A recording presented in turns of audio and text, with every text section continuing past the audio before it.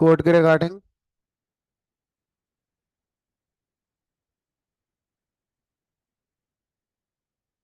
ठीक है। तो अब हम वो वाला इंटरफेस डिजाइन कर रहे थे जिस इंटरफेस में यूजर अपना लॉगिन होगा और लॉगिन होने के बाद वो क्या क्या एक्शन परफॉर्म कर सकता है वो हम कोड कर रहे थे। ठीक है। तो यूजर टाइप में यूजर सेलेक्ट करेंगे। अभी अकाउंट नंबर कुछ लगाया नहीं, कैप्चा कुछ नहीं लगाया, सीधा लॉगिन पे क्लिक करके हम आगे बढ़ रहे हैं। तो यहाँ पर डिटेल्स चेक हो रही हैं, डिपॉजिट, विदड्रॉ, ये सब कुछ कर पा रहे हैं। लॉगआउट वाला भी हमारा काम कर रहा है। ठीक है। अब हम ये चाहते हैं कि सर इसमें एक प्रोफाइल पिक्चर वाला और लगा दिया जाए। अच्छा, मैंने याद आ गया, कान ये कहा था कि इन सबके इनर फ्रेम बनकर आने चाहिए, बन गए? चल रहे हैं सबके इनर फ्रेम? देखा ना एक बार जरा। नहीं है। बहरहाल अब आगे बढ़ते हैं। तो अलग अलग जो एक्सपीरियंस देखने को मिले, इन्होंने यहाँ पर इस इमेज के साथ भी आफ्टर मेथड से इमेज रोटेट यहाँ पर होती नजर आ रही है, ऐसा फील आ गया है। किसी ने यहाँ पर ये जो बटन है, इनको और अच्छा फील देने के लिए इनको पैक कर दिया है। मतलब ऐसा लग रहा है जैसे बांध दिया है एक जगह पर, ऐसे एक फ्रेम लगा दिया है और उस फ्रेम को थोड़ा सा इधर कर दिया है, थोड़ा देखने में और अच्छा लग रहा है। ठीक है।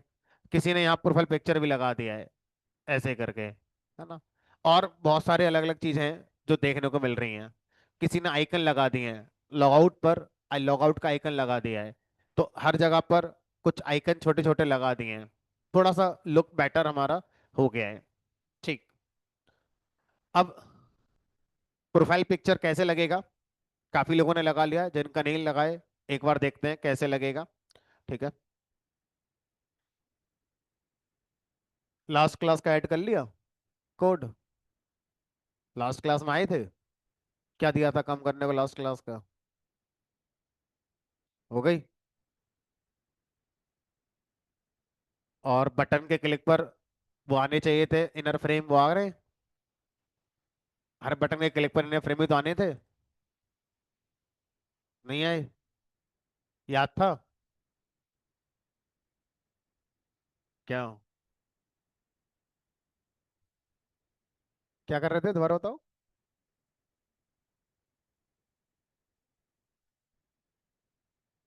हो गया?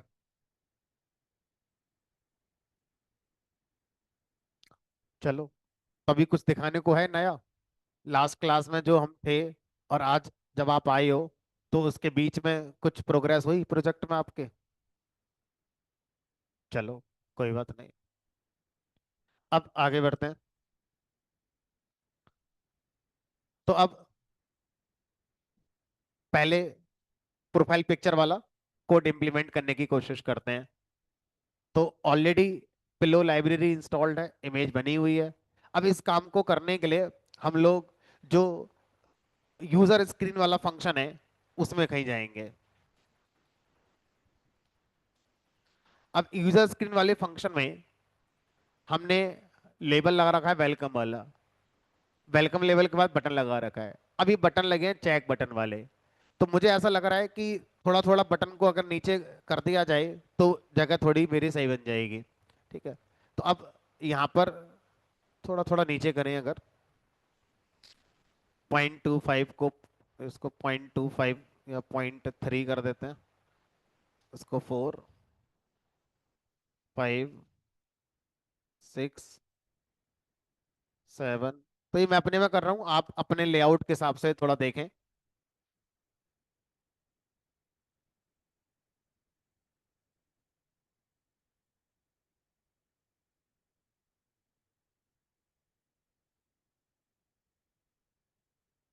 ठीक है। अब यहाँ पर एक प्रोफाइल पिक्चर लगाकर उसको अपडेट करने का ऑप्शन लगा देंगे। ठीक है।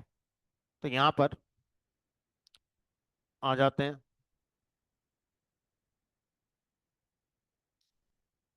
तो जिन्होंने लगाई है उनको बहुत कुछ सीखने को मिला होगा कि प्रोफाइल पिक्चर कैसे एक फंक्शन के अंदर लगाते हैं। तो किसी फंक्शन के अंदर इमेज लाकर लगाना और टॉप लेवल बिना फंक्शन बनाए जो आप लोगो लगा चुके थे उसमें एक दो लाइन का डिफरेंस हो सकता है। ठीक है। तो अब लॉगआउट बटन के बाद यहाँ पर मैं जो प्रोफाइल पिक्चर वाली इमेज है उसको ले आता हूँ और उसको लगा देता हूँ।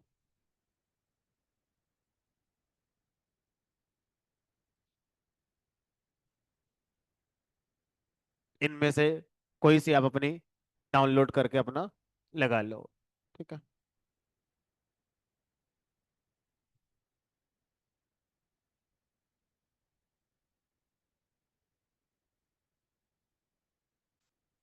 तो अपने करंट डायरेक्टरी वाले फोल्डर में ले चलते हैं इसे।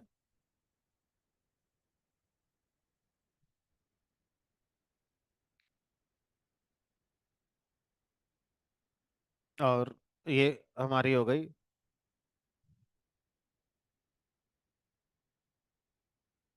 Default pick.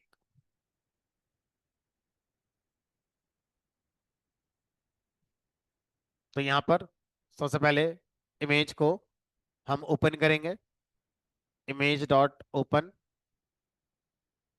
और यहाँ पर बताते हैं इमेज का पाथ, तो करंट वर्किंग डायरेक्टरी में है डिफॉल्ट डॉट png।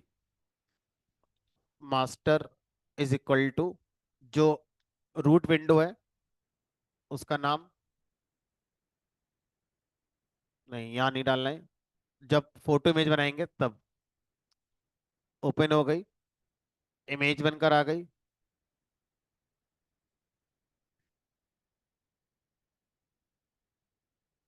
अब बिटमैप इमेज बनाएंगे,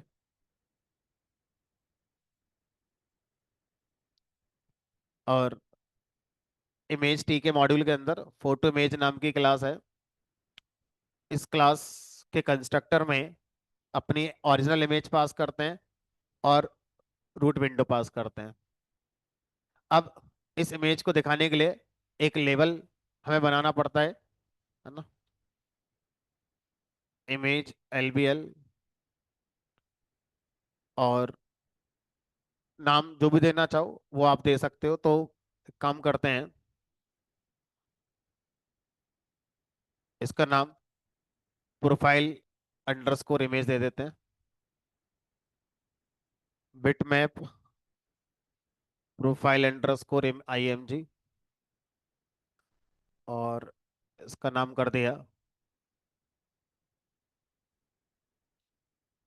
प्रोफाइल इमेज लेबल। देने को तो कुछ भी दे दो, बट जब बड़ा हो जाएगा तो ये नाम आसान लगेंगे हमारे लिए। अब लेवल पे हम लोग अपना फ्रेम दे रहे हैं। अब यहाँ पर हम दे देते टेक्स्ट, अब टेक्स्ट नहीं देंगे, यहाँ पर देंगे इमेज। इमेज इक्वल टू जो बिटमैप इमेज आई है उसको यहाँ पर देंगे।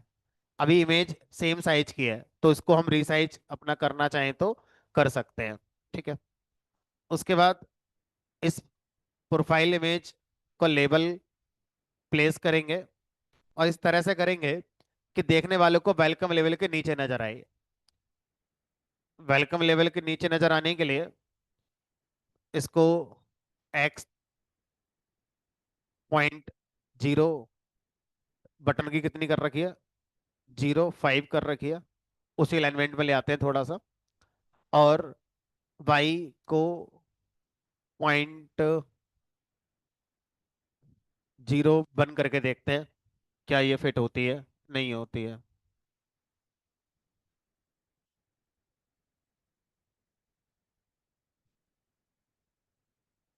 अरे तो सब गायब हो गए।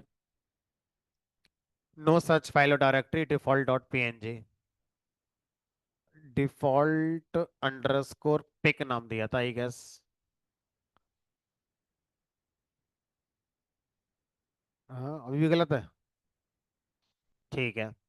अब देखो यहाँ पर सब कुछ ठीक है।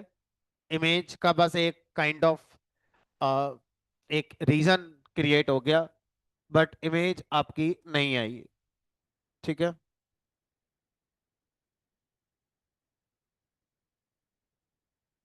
तो अब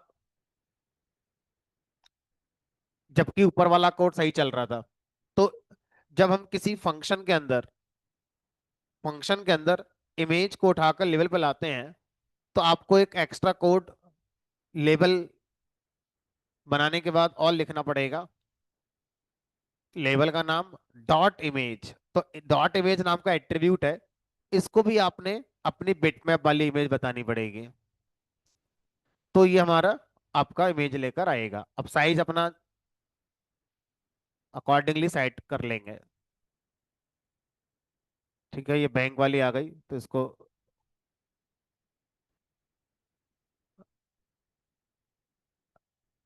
bitmap profile IMG, profile IMG लेवल is equal to bitmap profile IMG, लिखा तो सही है।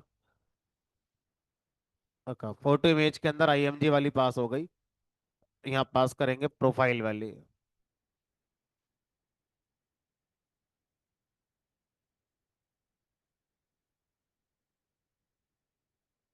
अब इसका जो साइज है वो इसके अकॉर्डिंग सेट कर लो। बाई चांस की बात है कि हमें जो साइज है वो छोटा है, थोड़ा बड़ा करना पड़ रहा है, तो जब ओपन कर रहे हैं थोड़ा सा रीसाइज अपने हिसाब से कर लो।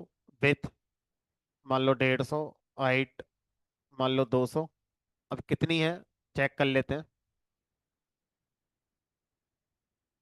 सर इमेज दूसरी ले लो, ब्लर हो रही है ना।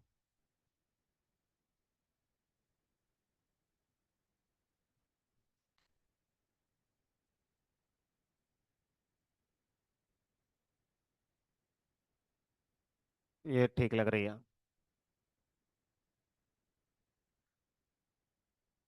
फॉर्मेट दूसरा है। हाँ,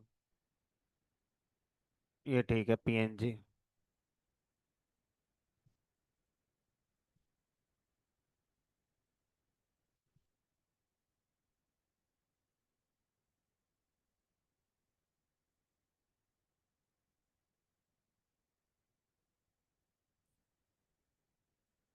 थोड़ी सी बड़ी लग रही है, देखते हैं।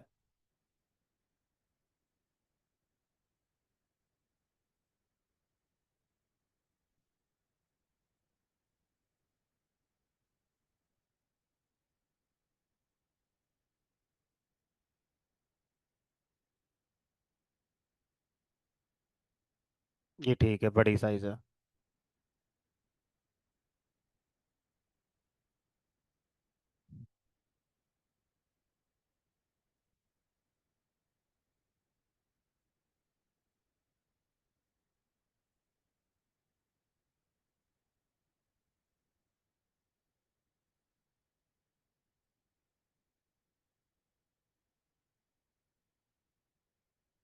ठीक है, तो थोड़ी सी विड्थ बढ़ा दो, हाइट तो ठीक लग रही है। कोई भी कंटेनर दे दो, दोनों से रूट से भी चलेगा, फ्रेम से भी चलेगा। कोई भी कंटेनर यहाँ पर देना हो, ठीक है। तो विड्थ थोड़ी सी बढ़ा देते हैं।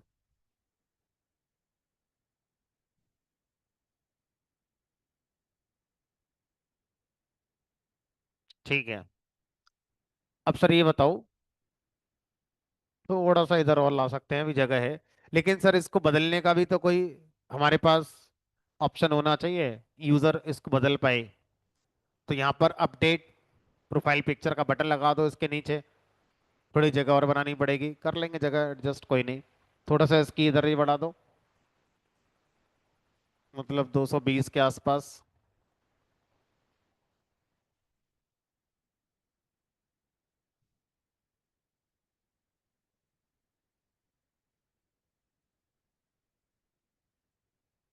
चलो ठीक है। अब सर इसको अपडेट करने का भी यहाँ पर बटन लगा दो, ताकि इसको अपडेट किया जा सके, अपडेट के क्लिक पर काम किया जा सके। ठीक है, तो कोई सा बटन उठा लो, जैसे ये चेक बटन है।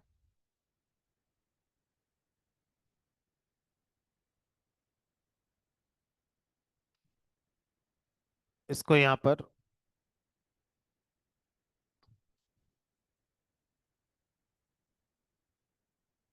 अपडेट पिक बटन,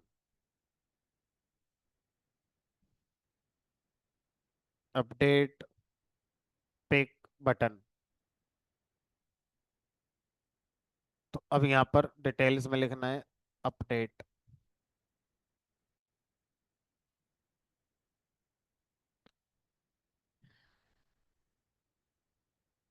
बाकी सबको थोड़ा थोड़ा नीचे खिसका दिया।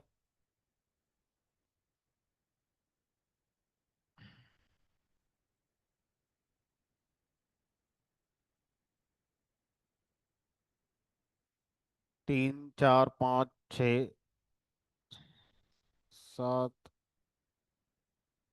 8 9।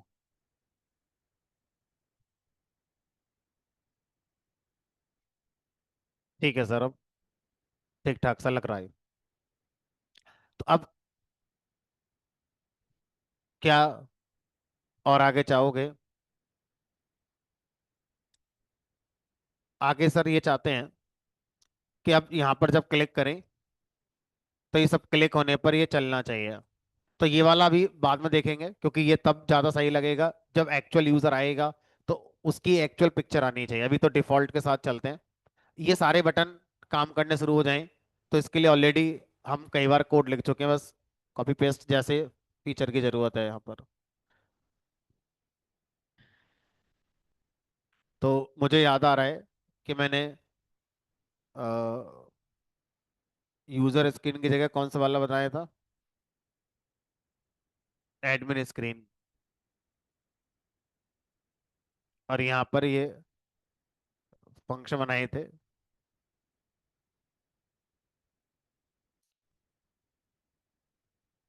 तो एक फॉर्मेलिटी वाले फंक्शन,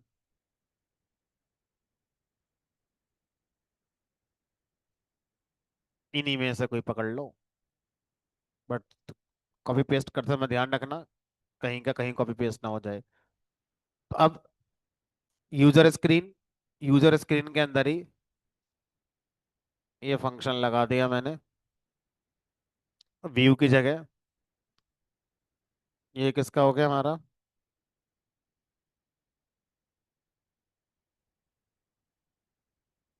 बटन के नाम क्या क्या रखें? Check, deposit, withdraw. अपडेट भी हो गई है। अपडेट, इसका कमांड लगा दिया।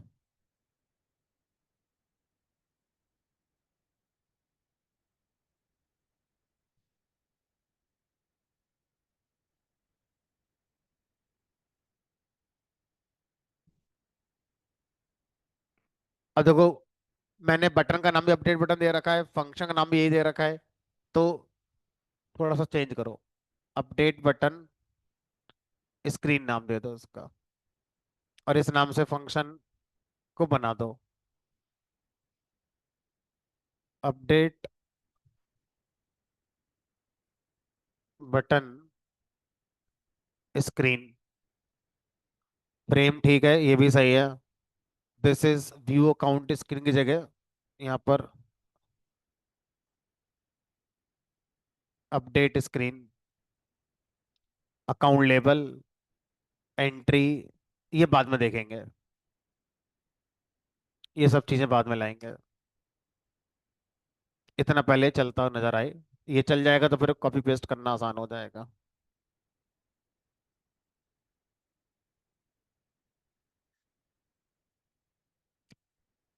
अच्छा, ये तो दिखा ही नहीं। वेलकम यूजर आपका इधर चला गया। तो वेलकम वाले को दिखाना है, तो इसका मतलब जो इमेज आई है इसको नीचे लाना है। 0.01, और इसकी जो हाइट है थोड़ी सी उसमें कटौती कर लेते हैं।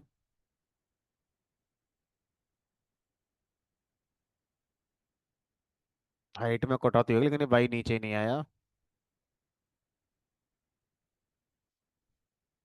एक्स तो ठीक है, वाई को नीचे लाना था।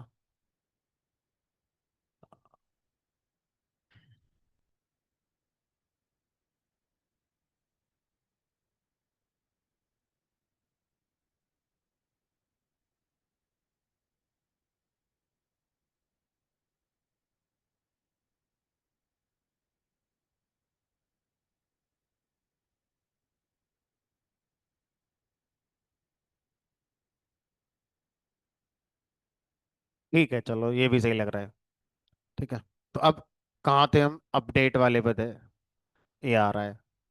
थोड़ा सा इसको राइट में।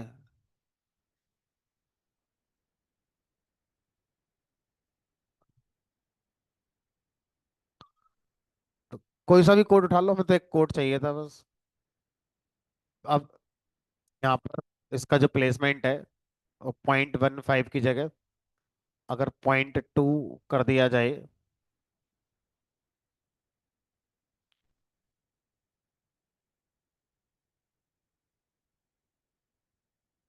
ठीक है।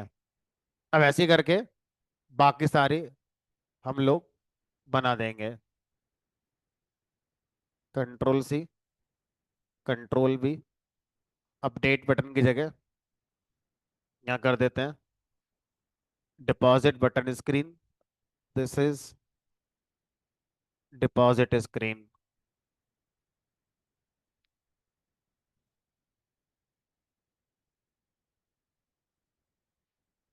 Withdraw button screen. This is withdraw screen.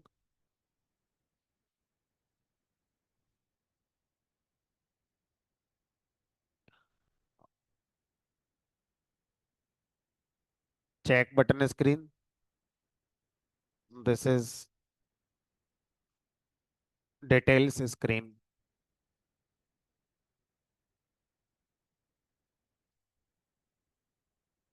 Transfer button screen. This is transfer screen.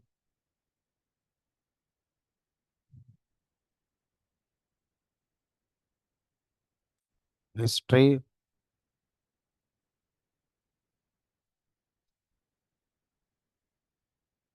Transaction history screen. अब सारे बटन पर कमांड लगा दो, जैसे अपडेट पे लगाई है आपने।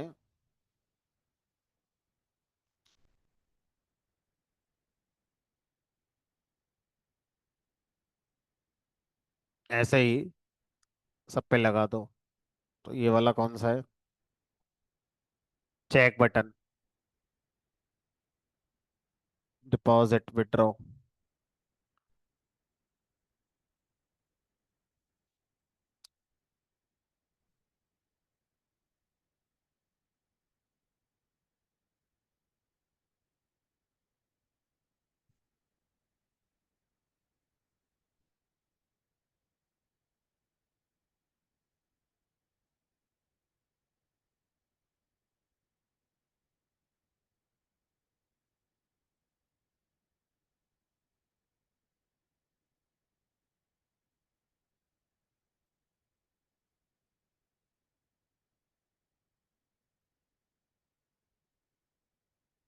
ट्रांसफर।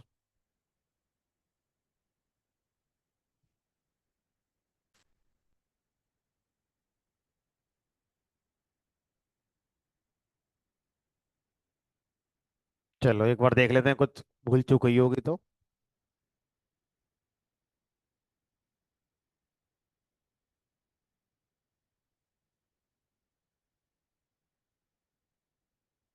यहाँ तक का एक खाका हमारा तैयार हुआ है। अब और क्या करोगे इसमें? हमने कहा और देखो, अभी इसमें यह हो सकता है कि अब ये बताओ, इसका तो हम तभी कर पाएंगे जब यूजर एक्चुअल में आ जाएगा। ठीक है। तो अब चेक डिटेल में यहाँ पर आप क्या क्या दिखाना पसंद करोगे? चेक डिटेल में आप, हो सकता है यूजर का अकाउंट नंबर दिखाओ, ये अकाउंट नंबर है। उसका बैलेंस दिखाओ, ये बैलेंस है। अकाउंट ओपन कब हुआ था, वो डेट दिखा दो, अकाउंट कब ओपन हुआ था हमारा। ठीक है। उसके बाद और क्या दिखाना है? एड्रेस रखा है तो दिखा दो।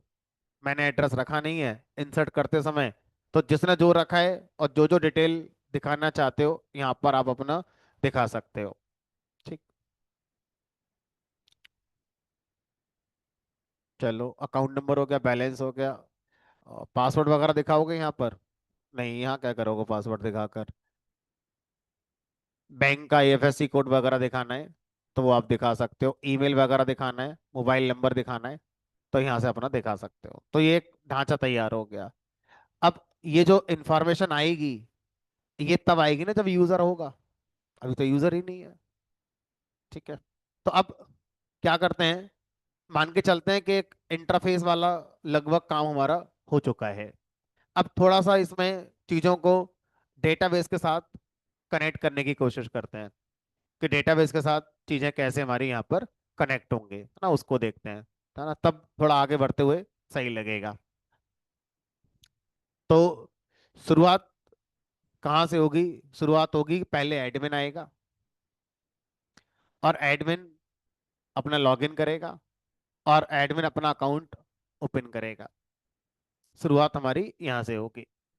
तो अब सबसे पहले हमें क्या करना पड़ेगा, अपना जो भी यहाँ से आप नाम दे रहे हैं,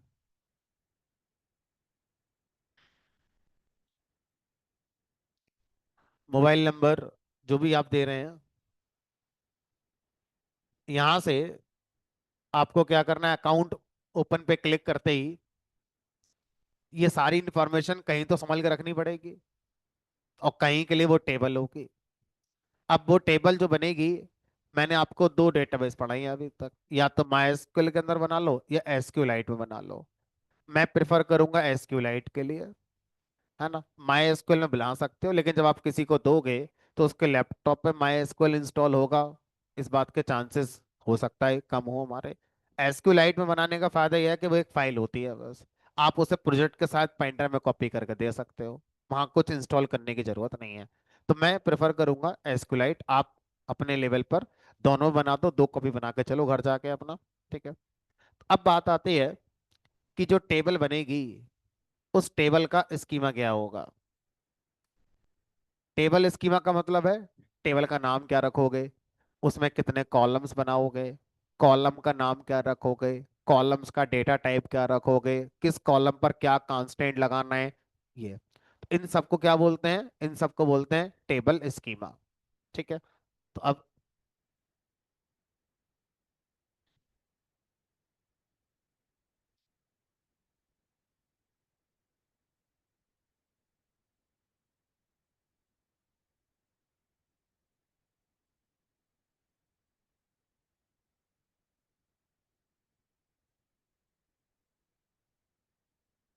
तो टेबल्स,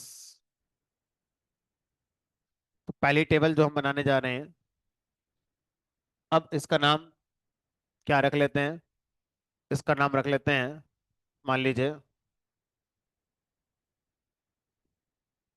अकाउंट्स। तो यूजर के जो भी अकाउंट्स हैं वो इस टेबल के अंदर हमारा स्टोर होंगे, तो अकाउंट्स नाम से हमने टेबल अपनी सोच ली है। अब इसके अंदर कॉलम की डेफिनेशन क्या क्या चाहते हो वो रखते हैं। तो कॉलम का नाम, पहले वाले का अकाउंट नंबर, अकाउंट नंबर चाहिए होगा हमारे लिए, तो कॉलम का नाम हमने अकाउंट नंबर रख लिया, ACNO। लेकिन अब एक पैटर्न फॉलो करते हैं कि जो इंडस्ट्री के अंदर फॉलो होता है जनरली, कॉलम का नाम से पहले अंडरस्कोर लगाकर टेबल का नाम लगा देते हैं। कई बार क्या होता है कि जब बहुत सारी टेबल बन जाती हैं तो कई बार कुछ कॉलम के नाम सेम हो जाते हैं। अब मुझे जब मैं लिखूंगा कोड में तो लिखते समय ध्यान नहीं रहेगा कि मैं ये किस टेबल से कॉलम ला रहा हूँ, तो मैं हर कॉलम के नाम के पहले अंडरस्कोर के साथ उसके अगर टेबल का नाम लगा दूं तो इससे रीडेबिलिटी बढ़ जाती है। जब भी कहीं मैं अपने कोड में लिखूंगा select accounts underscore account number, तो मुझे पता रहेगा कि ये टेबल का नाम है और ये इसका कॉलम है। ऐसा कोई रूल नहीं है, ऐसा एक प्रैक्टिस है जो आप फॉलो करना चाहें तो कर सकते हैं। कर रहे हैं तो लिखते समय जिस समय बना रहे हो आपको एफर्ट ज्यादा लगाने पड़ेंगे, लेकिन जब बन जाएगा कल को किसी को समझाना होगा या खुद को समझना होगा तो आपका टाइम बहुत कम लगेगा। तो वन टाइम इन्वेस्टमेंट है, बार बार आपका टाइम कम लगेगा।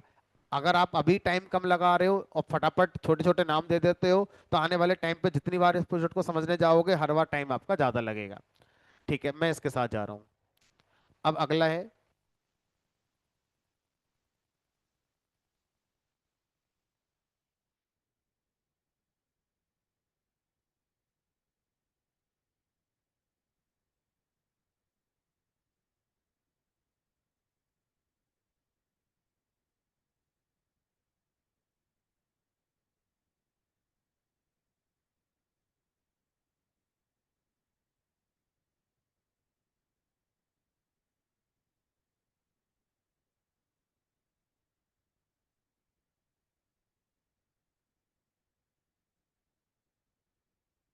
तो अब इंटीजर जब यहाँ पर हम लिखते हैं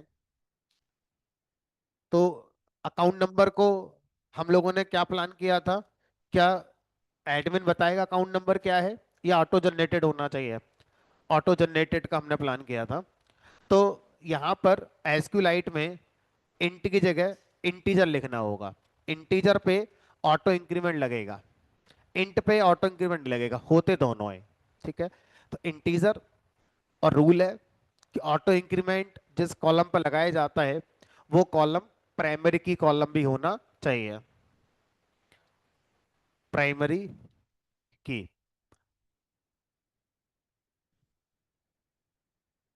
ठीक। अब साथ में क्या लगाएंगे इस पर? Auto increment.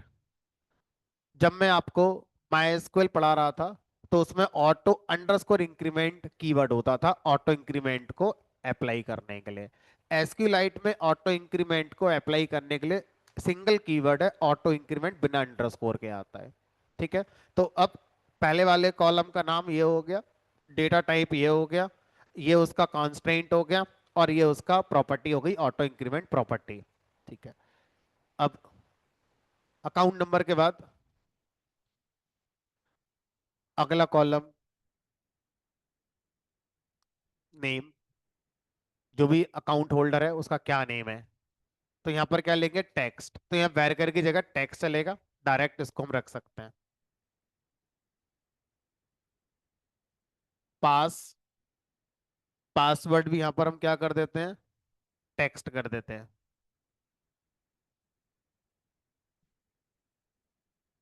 अगला कॉलम,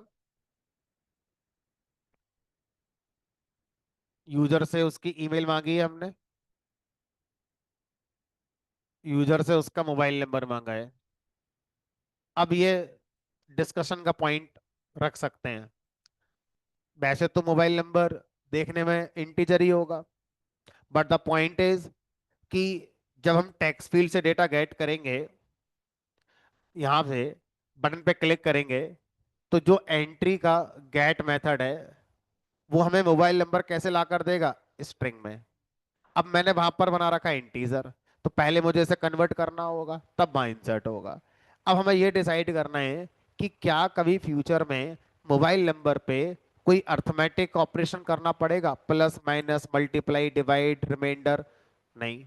तो फिर इसको इंटीजर बनाने का कोई फायदा लग नहीं रहा है। अगर मैं इसको टेक्स्ट ही रहने दूं तो कोई दिक्कत आएगी नहीं। हाँ, बदलने की जरूरत पड़ सकती है, तो पूरा नंबर ही बदला जाएगा ना, तो टेक्स्ट की वैल्यू को बदला तो जा ही सकता है हमारा।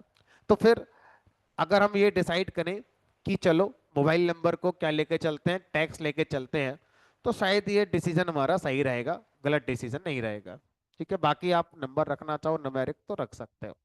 ठीक है, लेकिन ध्यान रखना इंटीजर की अपनी एक सीमा होती है, उससे बड़ा बिग इंट लगाना पड़ेगा। इंटीजर जनरली चार 8 से 8 डिजिट तक का डेटा स्टोर करता है। चलो अगला, ओपन डेट। अकाउंट कब ओपन हो रहा है उसकी डेट हम रखना चाहेंगे। यूजर से नहीं पूछना ये सारी बातें, हम अपने आप ही अकाउंट डेट रखना चाहेंगे। अब इसके लिए डेट नाम का डेटा टाइप हमारे पास होता है। टाइम रखना चाहो तो टाइम भी रख सकते हो, और अगर आपको लगता है कि सर डेट मुझे निकाल कर बस दिखानी है, डेट में कौन सा मुझे कुछ चेंज करना है, तो आप इसका डेटा टाइप डेट की जगह टेक्स्ट भी रख सकते हो। तो अगर हम किसी भी डेट को डेट टाइप में ना स्टोर करके सिंपल टेक्स्ट में रखते हैं तो भी चलेगा। इन जनरल किसी भी इंफॉर्मेशन को टेक्स्ट में रखा जा सकता है, लेकिन उस इंफॉर्मेशन के जो अपने स्पेसिफिक फीचर्स हैं वो आपको फिर नहीं मिलेंगे। अगर आपको वो नहीं चाहिए, जैसे डेट में डेट के फीचर जो आते हैं कि उसमें से टाइम निकालना, उसमें से डे निकालना, उसमें मंथ निकालना, उसमें डे का नेम निकालना, फिर वो नहीं निकल पाएगा क्योंकि आपने उसको कैसा रखा है? एज ए टेक्स्ट रखा है। ठीक है, चलो। तो अब हम मान लो ये रख के चलते हैं, आप डेट रख के चल सकते हैं, क्योंकि अकाउंट ओपन डेट में और क्या दिखाएं, बस डेट दिखा देते, बात खत्म हो गई। उसके बाद अगला फीचर, बैलेंस। बैलेंस में तो सर जोड़ना घटाना चलेगा, क्योंकि अमाउंट डिपॉजिट करेंगे तो बढ़ेगा, विड्रॉ करेंगे ट्रांसफर करेंगे तो घटेगा। तो इसको तो मुझे फ्लोट लेना चाहिए। इंटीजर भी ले सकते हो, फ्लोट भी ले सकते हो, वही फ्लोट भी ट्रांजैक्शन होती है। टैक्स वैक्स लगता है, डिस्काउंट वगैरह आते हैं चीज़ों के, तो फ्लोट ट्रांजैक्शन होती है। ठीक है। और बताओ।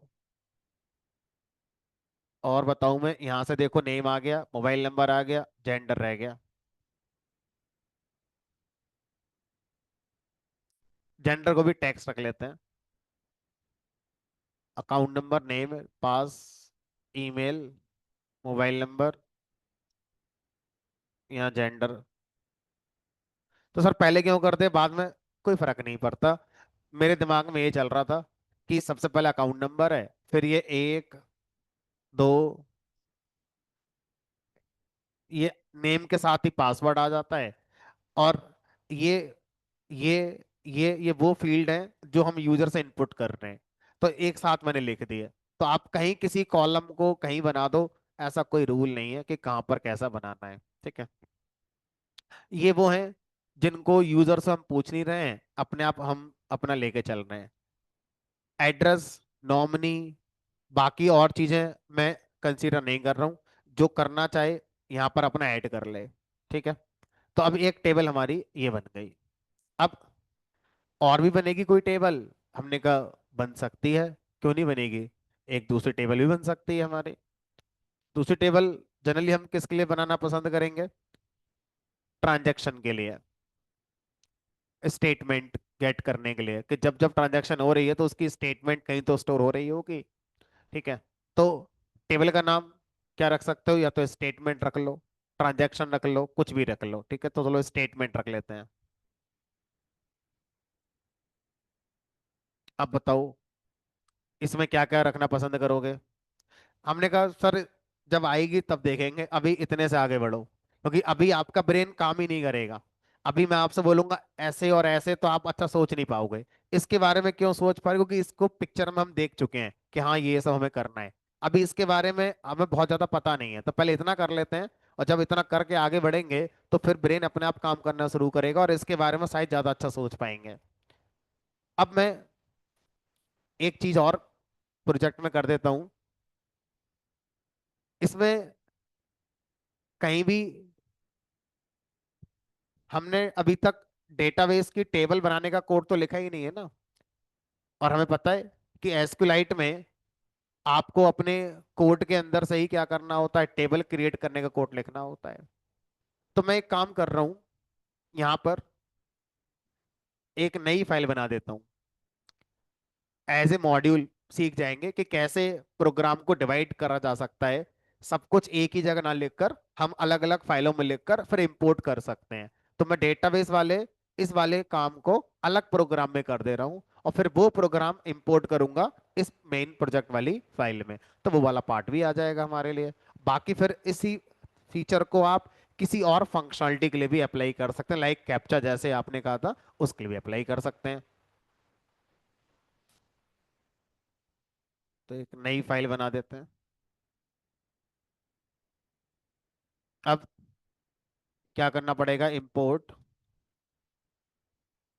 एसक्यूलाइट 3, इसको सेव कर लेते हैं। और इसका नाम कर दिया मैंने प्रोजेक्ट टेबल्स।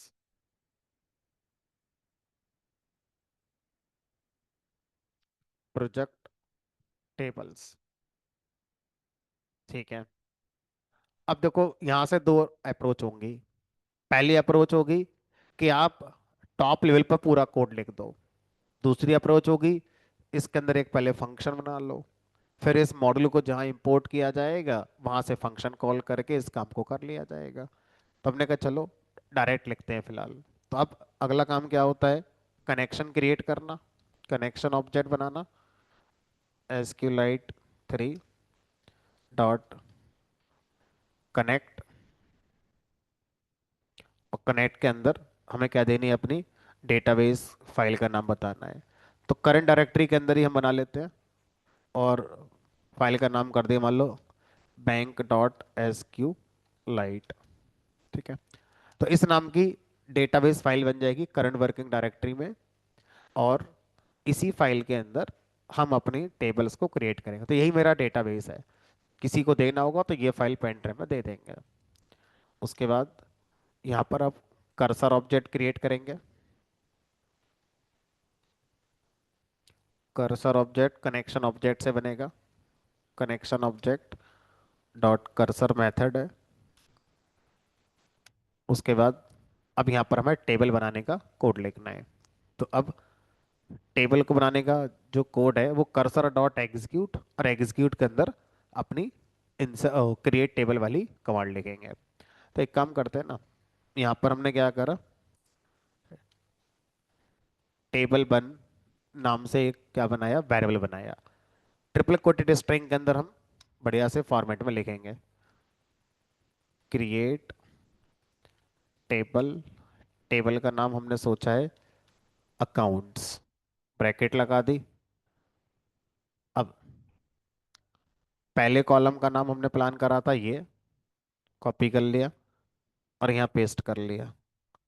उसके बाद स्पेस देकर बताते हैं इसका डेटा टाइप, फिर स्पेस देकर कांस्टेंट, फिर स्पेस देकर उसका ऑटो इंक्रीमेंट, यहाँ लिख दिया, कॉमा। अब दूसरे कॉलम का नाम, उसका डेटा टाइप,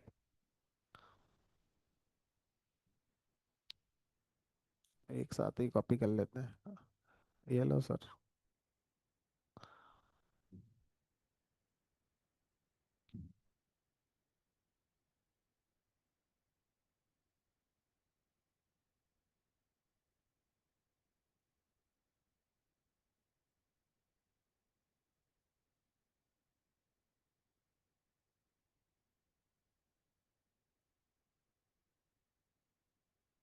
ये स्पेस ज़्यादा परेशान करेंगे नहीं, अगर ऐसे ही लिखा रहे तो भी चल जाना चाहिए। ठीक है, अपनी जो प्रैक्टिस है ना उसके अकॉर्डिंग लिख दिया। तो टेबल बनी, ये बन गई। कोई और बनानी होगी तो एक और बना देंगे। अब यहाँ पर क्या करा, हाँ, सबके कॉमा लगेंगे, नहीं तो अभी हम देख ही रहे होते।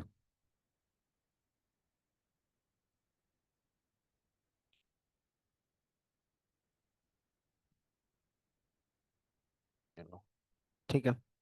अब कर्सर ऑब्जेक्ट डॉट एग्जीक्यूट, और यहाँ पर टेबल वन, ऐसे कर देते हैं। तो इससे थोड़ा कोड रीडेबल हो गया। आप एग्जीक्यूट के अंदर ही पूरी क्वेरी लिख रहे होते, स्क्रॉलिंग आ गई होती, ये तरीका ज़्यादा सही है। ठीक है, एग्जीक्यूट हमारी हो गई query.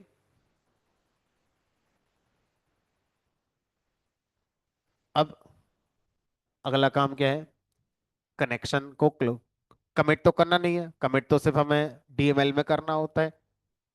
Cursor connection object dot close.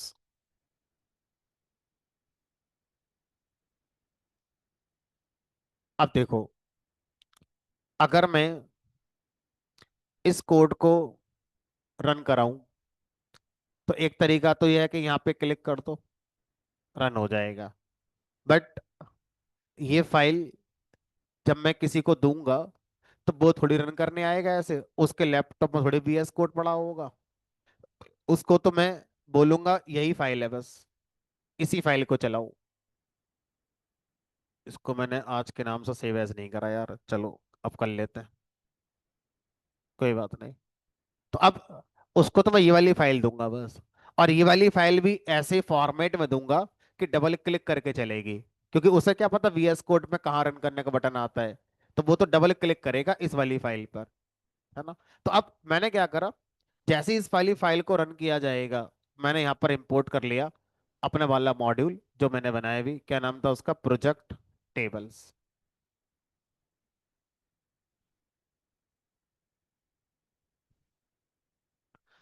अब देखो, मेरी अप्रोच शायद बहुत अच्छी नहीं हो सकती है। जैसे ही मैं इंपोर्ट करूंगा इस मॉड्यूल के लिए, वैसे ही इसके अंदर जितना भी टॉप लेवल कोड है सारा एग्जीक्यूट उसी समय हो जाएगा जिस समय ये इंपोर्ट स्टेटमेंट चलेगा। अगर मैं वो कोड उस मॉड्यूल के अंदर एक फंक्शन बना के लिखता, तो जिस समय मैं इंपोर्ट करूंगा उस समय फंक्शन नहीं चलेगा। फिर मुझे यहाँ पर मॉड्यूल का नाम डॉट जो फंक्शन में बना था उसको कॉल करूंगा तब चलेगा। ठीक है। तो फिलहाल मैं ये चाहता हूं कि बस एक लाइन लिखो और वो मॉड्यूल का पूरा कोड आपका रन हो जाए। अब अगर रन हो जाएगा तो मैं यहां पर एक मैसेज दे देता हूं लास्ट में, टेबल क्रिएटेड। अब मैं इसको रन नहीं कराऊंगा, मैं रन कराऊंगा इस मेन वाले प्रोजेक्ट को।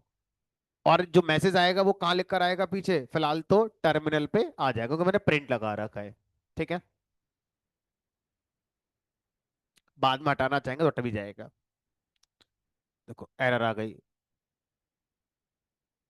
इनकम्प्लीट इनपुट, कहीं कुछ गलत लिखा है, पैरेंथेसिस को क्लोज नहीं करा यहाँ पे।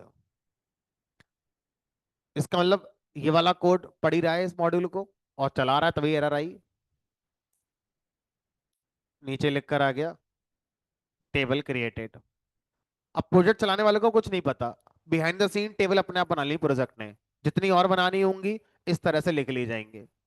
लेकिन अब प्रॉब्लम क्या आ सकती है, प्रॉब्लम ये आ सकती है कि मैं इस कोड को फिर से रन करता हूँ। तो फिर से रन करूंगा, फिर से सब कुछ इंपोर्ट होगा, फिर से ये भी इंपोर्ट होगा। अब ये फिर से जब इंपोर्ट होगा तो क्या फिर से वो टेबल बनेगी? टेबल तो बन चुकी है इस बार, एक्सेप्शन नहीं आएगी फिर हमारी। अब टेबल ऑलरेडी एग्जिस्ट। देखते हैं क्या रहा है, टेबल ऑलरेडी एग्जिस्ट।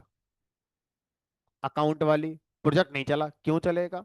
जब हमारे कोड में कहीं कोई एक्सेप्शन आती है तो आगे का कोड चलता ही नहीं है, और ये लाइन पहले ही आपकी एरर दे गई, आगे का कोड को चला ही नहीं होगा। तो अब क्या करें, एक्सेप्शन हैंडलिंग, क्योंकि ये तो होगा ही, हमारा यूजर तो डेली चलाएगा प्रोजेक्ट, तो डेली थोड़ी बनेगी टेबल। तो अब क्या करें, यहाँ पर इस कोड में एक्सेप्शन हैंडलिंग को इम्प्लीमेंट करते हैं। तो अब कहां पर समस्या आने के चांस हैं? हमने कहा इसी में समस्या आ सकती है, एग्जीक्यूट मेथड। बाकी तो यूजर को पता ही नहीं ना कुछ, उसको तो सब हाइड करके दिया जा रहा है यहाँ पर। तो इस कोड को, चाहूं तो इस पूरे कोड को, और चाहूं तो सिर्फ इस वाले कोड को किस में डाल दो, ट्राई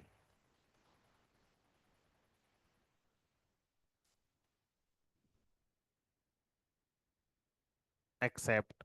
अब एक्सेप्ट दो तरह के हैं, या तो डिफॉल्ट वाला लगा लो या पेरेंट वाला लगा लो। पेरेंट वाला लगाओगे तो साथ में आप मैसेज को स्टोर कर सकते हो। ठीक है। और डिफॉल्ट वाला लगाओगे तो नहीं चलेगा, तो हमने कहा चलो पेरेंट वाला लगा लेते हैं। Except exception as message. अब जो मैसेज आएगा एक्सेप्शन हैंडलिंग का वो यहाँ प्रिंट हो जाएगा, प्रोजेक्ट बंद नहीं होगा। और ये लाइन टेबल क्रिएटेड वाली यहाँ की जगह यहाँ लिख देता है। अब देखो, हाँ ये भी कर सकते हो कि अगर आप एक्सेप्शन हैंडलिंग नहीं इसमें इंप्लीमेंट करना चाहते हो तो हमारे पास क्रिएट टेबल के साथ एक कॉन्सेप्ट आता है, इफ एग्जिस्ट वाला, इफ नॉट एग्जिस्ट वाला। तो create if not exist, create तब करना जब एग्जिस्ट ना करती हो। तो क्रिएट कमांड के आगे ही हम यहाँ पर आगे जोड़ सकते हैं इफ नॉट एग्जिस्ट वाला। ठीक है। चाहो तो वो वाला तरीका यूज कर लो और चाहो तो ट्राई एक्सेप्ट लगा लो। अब जो क्रिएट इफ नॉट एग्जिस्ट वाला तरीका है ये डेटाबेस डिपेंडेंट है। जितने भी हमारे डेटाबेस बनाने वाली कंपनीज हैं सारे सपोर्ट करते हैं ऐसा जरूरी नहीं है। कुछ डेटाबेस वाले सपोर्ट करते हैं, कुछ नहीं करते हैं। इसीलिए उसकी बजाय अगर हम ट्राई एक्सेप्ट पे जाएं, क्योंकि ये पाइथन सॉल्यूशन है, कल को डेटाबेस चाहे किसी का भी हो हमें फर्क ही नहीं पड़ता, हमने अपना पाइथन का सॉल्यूशन यूज करा है।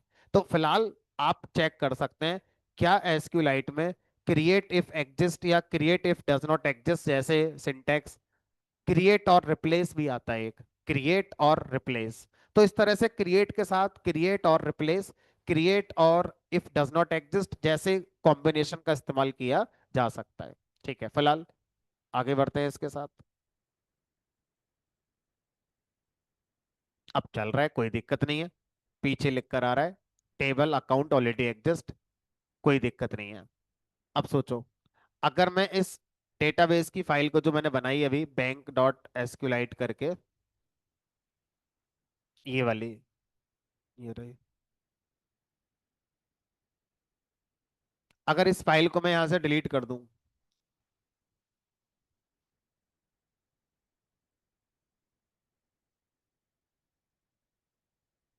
खत्म। अब ये प्रोजेक्ट चलाऊं तो अब बन जाएगी, क्योंकि अब तो है ही नहीं।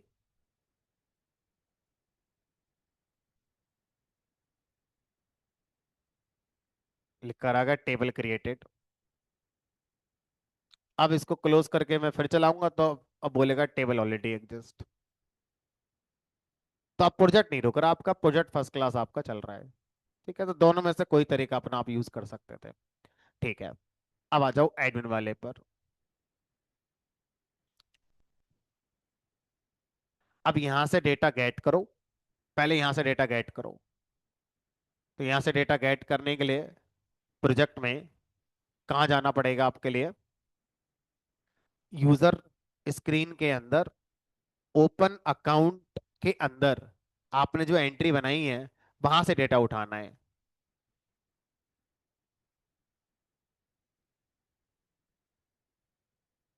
ये ओपन अकाउंट। अब ये बटन है आपका, ओपन बटन। तो यानी कि जब एडमिन इस बटन पे क्लिक करेगा, ओपन अकाउंट, तब आपको डेटा फैच करना है। तो यहां से हम कमांड लगाते हैं,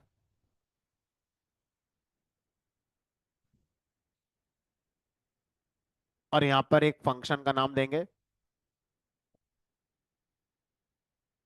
क्या नाम रखें इसका? कितने नाम देने पड़ रहे हैं? ओपन अकाउंट डीबी नाम दे देते हैं। तो मैं कोशिश ये कर रहा हूँ, वो फंक्शन जिसमें डेटाबेस का लॉजिक है, उसके नाम के लास्ट में अंडरस्कोर डीबी लगा देते हैं। इससे हमें कल को पढ़ने में आसानी होगी कि अच्छा इस फंक्शन में डेटाबेस का कोड लिखा हुआ है। थोड़ा सा आसान हो जाएगा। हर वो फंक्शन जिसके नाम के लास्ट में स्क्रीन आ रहा है, देखने में लग रहा है कि हाँ ये एक स्क्रीन को रिप्रेजेंट कर रहा होगा। तो इस तरह के अगर आप पैटर्न फॉलो करते हैं तो आपको बड़े प्रोजेक्ट को मैनेज करना काफी आसान हो जाता है ना? तो अब ये फंक्शन कहाँ बनाओगे? ओपन अकाउंट के अंदर ही बनाएंगे। ये आ गया। तो सर फंक्शन के अंदर, हाँ, के अंदर एक और फंक्शन, तीसरे लेवल का फंक्शन बन रहा है। तो अब यहां पर हमने क्या करा? Def open account DB. अब इसके अंदर क्या करना है? जितनी एंट्री है, नेम की एंट्री से डेटा गेट करना है। अब जो नेम आया, ये यूजर का नेम आया, इसको मैं यू नेम वेरिएबल का नाम दे देता हूँ। ऐसे ही यूजर से क्या क्या हमने मांगा होगा? पासवर्ड मांगा होगा? नहीं, ईमेल मांगा होगा। बोलो।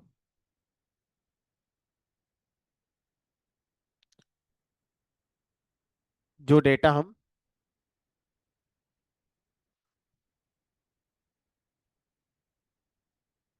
तो हमें क्या करना होगा? वो डेटा भी जो यूजर दे रहा है उसको हम यहाँ गेट कर रहे हैं, और गेट करने के बाद अभी जो हमने टेबल बनाई है उसमें रखेंगे ना पहले जाके, तब उसका इस्तेमाल होगा वापस, तभी तो टेबल बनाई जा रही है। तो अब ये हो गया हमारा ईमेल।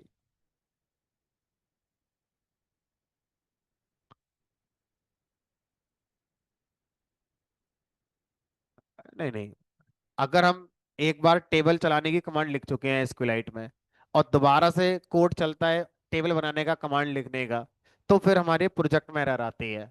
लेकिन उस टेबल में जो पहले से डेटा इंसर्टेड है वो जैसा था वैसे ही रहता है, वो डिलीट नहीं होता है। ठीक है।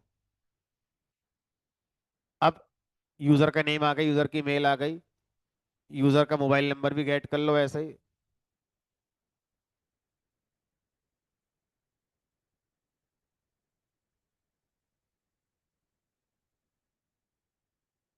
You mobile.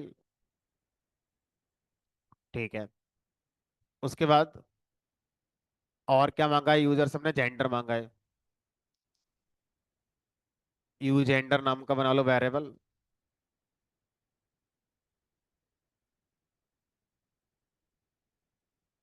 और इसका नाम जेंडर कॉम्बो है। अब देखो ये चार चीजें तो यूजर से मांगी हमने, ये आ गई। अब अकाउंट नंबर के बारे में आपको सोचना नहीं है, वो ऑटो इंक्रीमेंट। 5, पासवर्ड जनरेट करो, बैलेंस बताओ। तो बैलेंस की वैल्यू मैं इनिशियली 0.0 लेके चल रहा हूँ। ये मैंने अपने आप सेट कर दी कि जीरो बैलेंस पे खाता खुलेगा। टाइम निकालो सिस्टम का। तो टाइम निकालने के लिए आपने ऑलरेडी टुडे नाम का एक वेरिएबल बना रखा है, तो वही टुडे वेरिएबल यूज कर लेते हैं यहाँ पर। ऑलरेडी आप ऊपर बना चुके हैं ना टुडे नाम से वेरिएबल।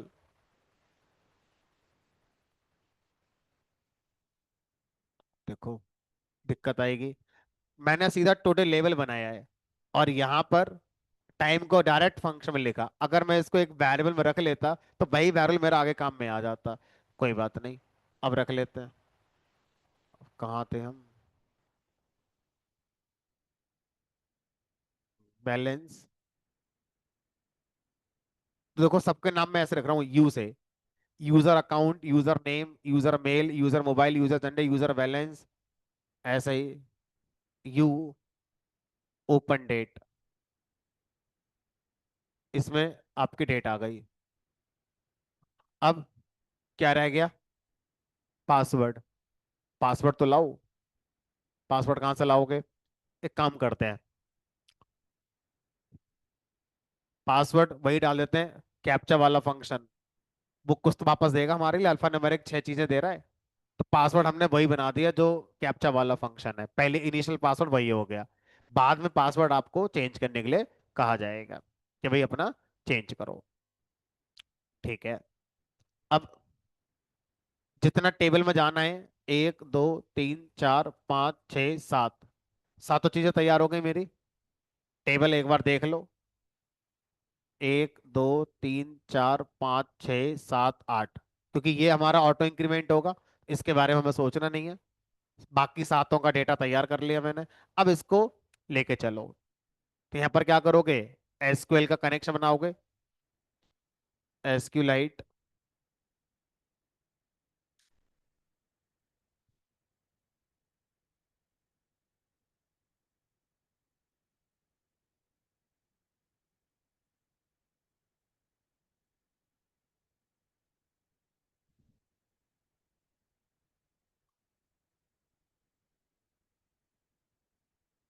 SQLite 3 dot connect. ध्यान रखना, डेटाबेस का नाम वही देना है जो हमने उस वाली फाइल में दिया था। स्पेलिंग अगर गलत हो गई तो ये नया डेटाबेस बन जाएगा और इसमें टेबल मिलेगी नहीं। ये बन गया connection object.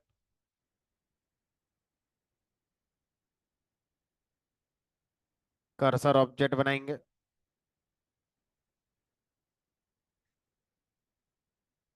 Connection object dot cursor. अब इस कर्सर ऑब्जेक्ट पर अपने इंसर्ट कमांड चलाएंगे। तो या तो वही तरीका है, इंसर्ट कमांड को अपना लिख लो, है ना, ताकि आसानी होगी। तो मैं जो आपकी इंसर्ट कमांड है वो लिख लेता हूँ। ठीक है, तो लिख दिया मैंने यहाँ पर। मान लो क्वेरी।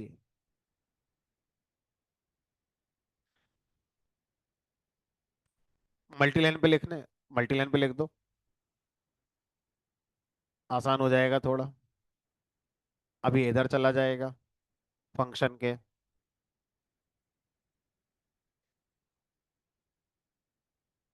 यहाँ क्या?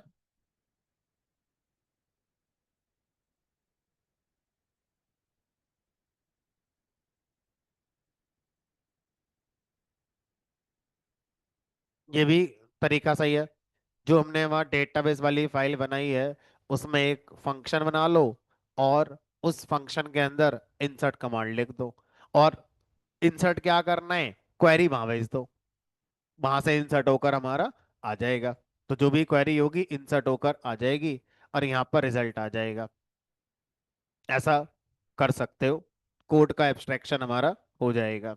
ठीक है, तो फंक्शन बनाकर इस काम को फिर करना पड़ेगा।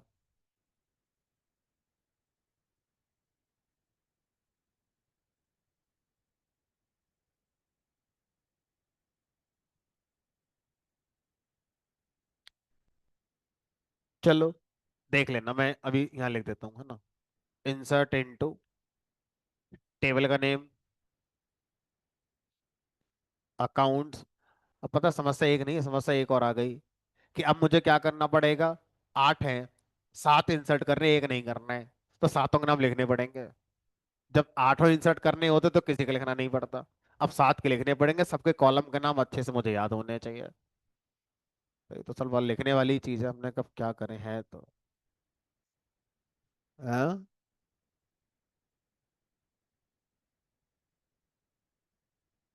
नहीं, तो कॉलम का नाम तो बताना ही पड़ेगा ना, जिन जिनको इंसर्ट कर रहे हो, जिनको नहीं कर रहे हो उस पर ऑटो इंक्रीमेंट लगेगा। वरना तो एरर नहीं आएगी, column count does not match value count.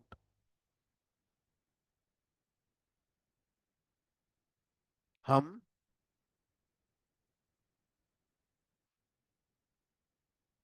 Values में अगर नल कर दें तो नल वैल्यू को ऑटो इंक्रीमेंट कर देता है।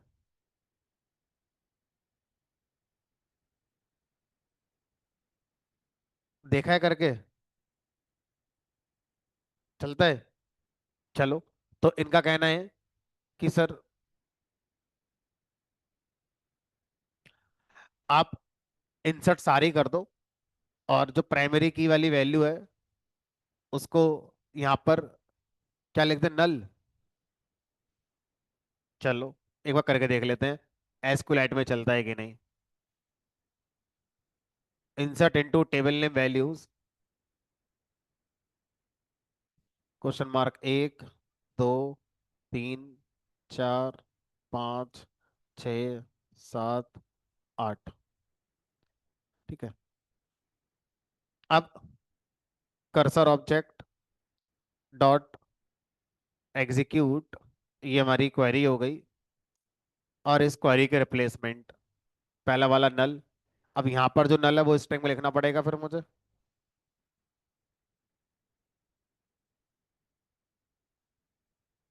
हाँ, मतलब आप करो यहाँ नल लिख दो ऐसा करके, अब बाकी 7 की वैल्यू फिट कर दो। चलो ऐसा कर लेते हैं। तो अब दूसरा वाला क्या है वहां पर डेटाबेस में?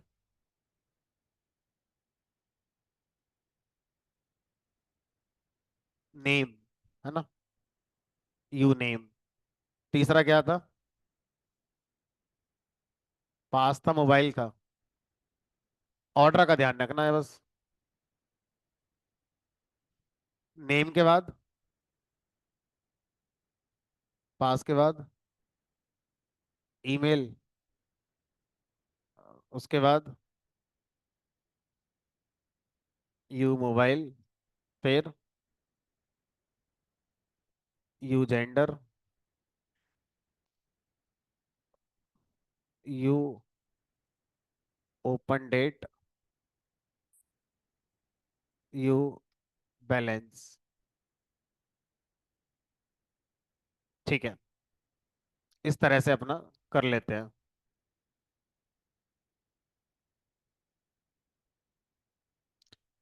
चलो देखते हैं कि ये ट्रिक काम करती है कि नहीं। तो कर्सर डॉट एग्जीक्यूट, क्वेरी चल गई, सब काम हो गए। उसके बाद कनेक्शन ऑब्जेक्ट को कमिट करेंगे,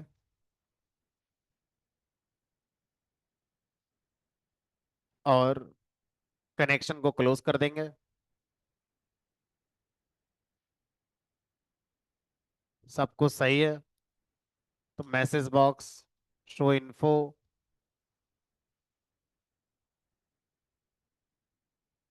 ओपन अकाउंट में यहाँ लिख देते हैं अकाउंट ओपनड सक्सेसफुली। अब ये बताओ कि यहाँ पर अकाउंट ओपन सक्सेसफुली मैसेज आ गया, तो क्या उसके बाद फिर आगे अकाउंट नंबर बताना चाहोगे एडमिन को कि भाई अकाउंट नंबर ये है? क्योंकि अकाउंट नंबर है नहीं ना आपके पास, आप वो कहाँ गया होगा सीधा, ऑटो इंक्रीमेंट हुआ होगा। अब आपको अगर बताना है, बताना तो पड़ेगा, क्योंकि आप मेल नहीं करोगे अभी यूजर के ईमेल पर। कि ये खाता संख्या है आपकी और ये पासवर्ड चेंज कर लो, तो निकालना तो पड़ेगा ही। तो चलो पहले एक बार इसको ट्राई मारते हैं कि ये चल रहा है कि नहीं चला। ठीक है, चल गया होगा तो यहाँ आ जाएगा, वरना कोड अगर कहीं प्रॉब्लम करेगा तो एक्सेप्शन देकर बंद हो जाएगा।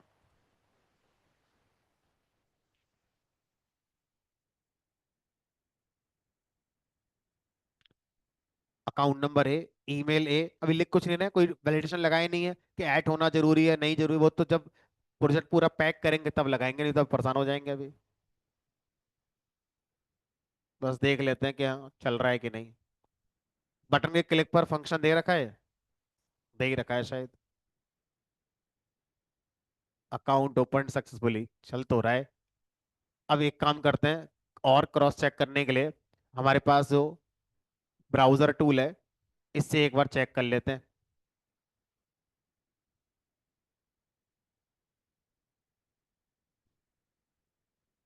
टेबल है इसमें अकाउंट नाम की, browse data, account, account number 1।